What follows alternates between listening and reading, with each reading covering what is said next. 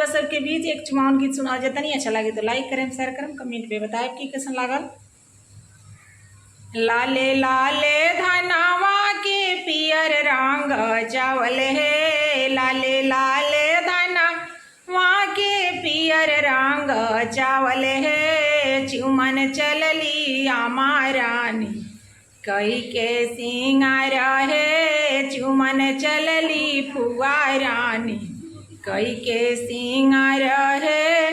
जताने चुमेली आमा दिहली आशीष है, जताने चुमेली फुआ दिहली आशीष है।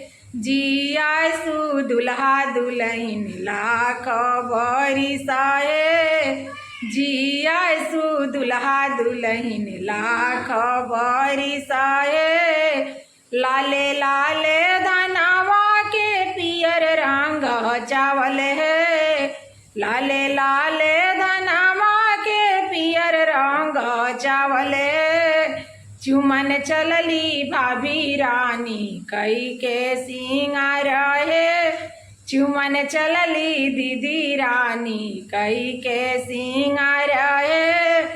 जेताने चुमेली भाभी दिहली आशीष है, जेताने चुमेली दीदी दिहली आशीष है। जियासु दुल्हा दुल्हन लाख बरिस है, जियासु दुल्हा दुल्हन लाख बरिस है।